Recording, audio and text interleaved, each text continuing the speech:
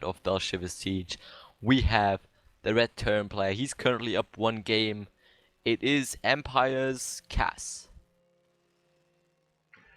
And of course, spawning in at bottom right side, we have the one and only Protoss player. It is Whitera. It is Whitera indeed. However, he's currently down 1 game, so he has to win this very game if he still wants to have a chance to actually win that series, because if he doesn't, Cass would go through with the 2-0 here. And I'm not sure how the tournament works overall, but I think then Whitera would be eliminated if I'm not completely mistaken. But the grid is kind of confusing. I don't know how it works. I'm Yeah, sorry about that. but I think you're right.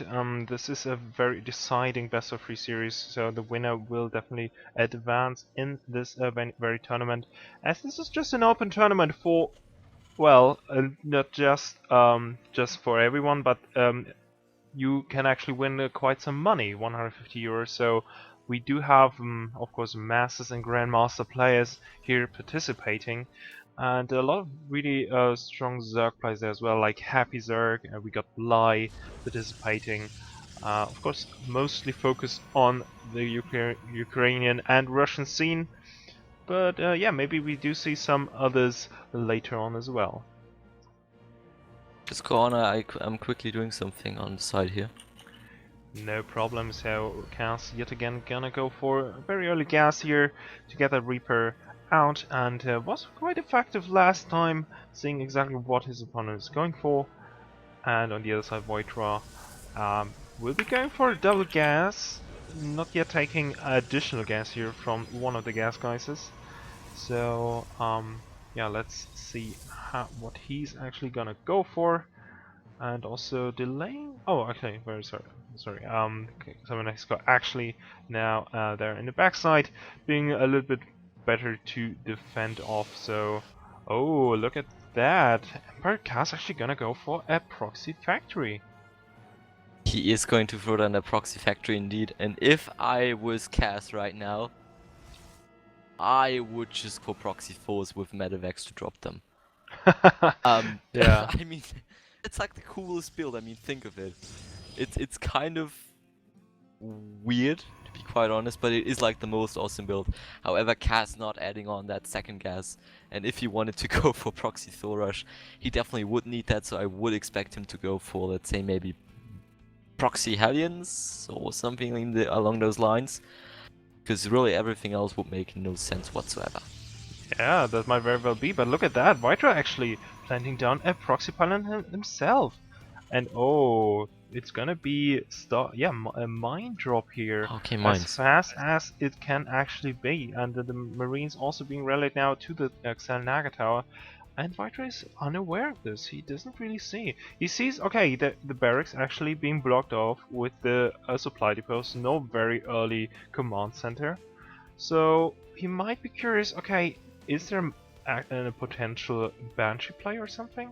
At least something more tech heavy, but oh, the Mothership Core might be sniped off here. Whitera really has to save that. He also probably should try to get this thing into the main of his opponent to gain some scouting information, because as you were completely correctly mentioning, he has no clue right now on what is happening here on the side of Empire Cass, and therefore is probably going to go into this game very, very unprepared, especially against the Widow mine drops that we are currently seeing. Medevac is about 50% done here. This is And really Whitera, bad.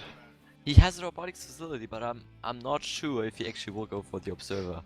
And even if he goes for the Observer, he might just very well send that out straight to Cass's main. Yes, very true. He needs to be aware of this potential drop coming up. And the Mothership Core, yeah, it won't be there for the defense.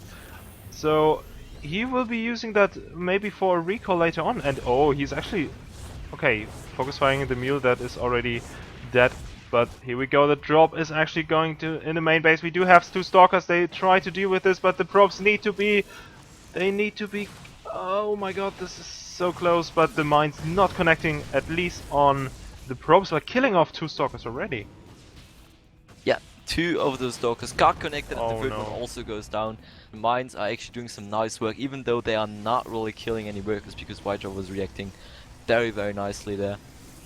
They killed off a couple of Stalkers. Also at the same time, Whitera was doing some nice damage inside the main base of Cass with his Mothership Core. There already has 3 kills. Has to get out of there Oh. though, throws down the Time Warp. But in the end, the Mothership Core does go down. Of course, that is not very nice. And Whitera still has to be very careful because there are more miners being produced here by Cass. So we could see the next drop within a couple of seconds here. Yeah, now the observer sees the factory, sees the mines being thrown in side. So Whitera needs to get some defenses up. He has an Immortal, he has 2 Stalkers right now, but he needs to pull some probes. He doesn't want to lose any of them. Oh, the It's probes are close. not being pulled. This is not good for Whitera. He's taking some huge blows. 6 workers just went down there, as well as a huge part of his army currently in the last unit step. It's 1,375 for Whitera to 433 for Cass. I guess that is very clear. Yeah, very well done here by Empire Council, who has now a slight edge here already. But Whitera actually catching the medevac, which was very important. I think there were even some mines, so things are evening up with this. This was a very good card, and therefore things are stabilizing for the moment. And I wonder if Whitera, what he actually planned to do with that pylon, if it's just for spotting any drop play later on. I guess that's the reason of that pylon. Yeah, I guess he threw that down there to spot any potential kinds of drop plays, and I also wouldn't be surprised if he threw down another pylon inside the potential 4th base, or where the factory of Cass was situated at, because then he basically would be able to detect the both directions where potential medevacs could come from. Yeah, very true. And that factory actually floating about over the main base, not spotting the warp prism, but might be spotting the robotics bay in the corner. It's quite close. It's not too huge of a tell, but he will miss it at least. Oh no, he's gone to see. Never mind. Oh, nice turnaround there by Cass. Will spot the remaining tech structures there by Whitera. So he should know right now that Whitera is eventually taking up the Colossus, and he wants to hit apparently a timing where Whitera has no Colossus out yet. He's now going to move out with his main army. So far, of course, he has no medevac, so at least he should have 1 medevac, I'm pretty sure. No, he must have lost that. Oh, yeah, where's the starport? I thought he had one. Okay, there's a starport actually just not producing any medevacs. This is a huge blunder here for Cass. And oh, look at that, Stalker actually picking off that SV at the 3rd base. Very well done here by Whitera. And it seems like he's actually doing quite well. And I love that Warp Prism play now, coming up from Whitera, going into the main base, delaying the push that might be coming up here from Cassie as well. And this will do some little bit of a damage here. Yeah, 3 more cells are also going to warp in here. So, those cells are already doing some very nice work in the SCV line of the Terran player. There's only one Marauder, not Observer, to be able to deal with those cells. That will of course not be enough. He has to pull back his whole army, and therefore of course Whitera not only killing a huge part of Cass's SCVs, no, he's also buying himself a lot of time. Perfectly done here by Whitera, killing quite a few workers, even picking up that Zealot here on the left. And yeah, he has perfect view of his opponent, and he will be getting his 3rd base here as well, having quite some overmans here just to deal with this, but might be adding here some more warp gates in very few moments. There we go, more warp gates are coming up, and yeah, seems like he is stabilizing after all this aggression in the early stages. Yeah, Cass now once again going for a very similar style as we saw in game number 1, loading, not unloading. 2 medevacs with a couple of bio units will go for the drops here, whilst Whitera is currently throwing down his 3rd Nexus, which definitely is a smart decision just because Cass's OC is already, or has already been thrown down for quite some time. At the same time, of course, Whitera is working on his Colossus count, will get that up to high numbers, will add on a couple of more gateways, and is also currently researching +1/+1 as well as charge, so he's getting all the necessary upgrades and is getting ready for a longer macro game here. The units of the drop are actually now pushing into the 3rd base. There is no defenses, and they could maybe force the cancel if Cass is very lucky here. Oh, this is so huge! The cancellation at the 3rd base almost when it was finished. Therefore, great play by Empire Cass. Whitera didn't have a clue about this. Normally he would plant down the pylons on the left. He was about to do so, but it was just a few seconds too late. Vikings should deal with the War Prism, trying to go into the main base, trying to do some damage here at least, but only dropping a few zealots here, not being too effective. Yeah, but Whitera is doing some nice is doing some nice harassment there. Cass, of course, is kind of now forced to be back a little bit. He has very, very little map control. But at the same time, another thing I'd like to point out, Cass, with that drop, was denying the third base, and he only lost 2 Marines for his troubles there. Wow. So that was basically almost a perfect trade for him there. And with perfect, I mean taking no losses. I mean, it was already very good. One could say perfect, but of course he lost 2 Marines. Yeah, very true, and he's trying to catch up the Medivacs, getting Blink Stalkers right now, so he will be in a good position to actually deal with these drops. But look at that, there's another one in the main base. There are no defenses. All the units are actually situated at the third base right now. They really want to defend the third base. It doesn't want to get cancelled yet again, and here we go. The main is being assaulted. Those units are already doing some nice damage, taking out one prop after another, but there are the arch slots now warped in. They will eventually buy Whitera a lot of time.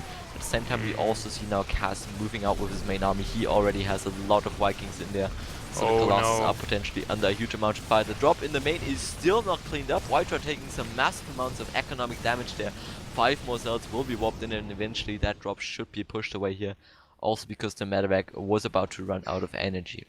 That was more damage actually than being attended here from Empire Cast, putting that yet again himself in a perfect spot, and not investing too much into his SCV production, but with the meals he is compensating and getting a lot of mining out of the third base already. And look at that, there's another drop here now in the main base. And that is this time 3 medevacs full of units that are currently doing some damage. The Vikings at the same time Colossi. also trying to take out the Colossus. They almost succeed there. They will come in for round number 2, I guess, and will take out that maybe. Close. Ah, well, he could have gone for that. It was Anyways, a bit Whitera. risky, because now the blink is actually finished, so could have lost some of these Vikings that are very precious, because we have 5 of these Colossi. So they are so so important now to the army composition here from Whitera, as we have a lot of buy now on the way here on the right side. Then the Stalkers, sniping actually almost two of these medivacs. Oh, a little bit under pressure. Let's be so Here careful. we go. Whitera is also now pushing into this army. Cass has a great concave though, and he's really doing some massive amounts of damage. But look at those Colossi completely burning everything to shreds. But it is not going to be enough. Cass is pushing up the ramp. GG is called, and he takes it with a solid 2-0. And Whitera losing this best of 3. Wow, that was very strong performance here by Cass, and maybe in the end not the best engagement here for Whitera, and therefore the Marauders having a great concave onto all these Colossi. Not enough actually to tank the damage from the Marauders, and therefore Empire Cass being victorious. Yeah, I think Whitera was trying to surprise his opponent there with that push down the ramp. But apparently Cass was already perfectly ready. He reacted perfectly. He kind of spread out his units to form that beautiful arch, and then he was just killing absolutely everything. I mean, the Colossus did some nice job, did a nice job, but there were just no supporting units in the end there to kind of protect them from the units started stepping forwards. Very true. So yeah, we will be waiting for our next games here to come up very soon.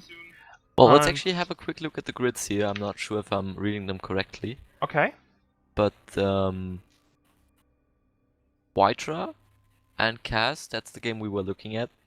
I was already a game of the round number 2, I guess.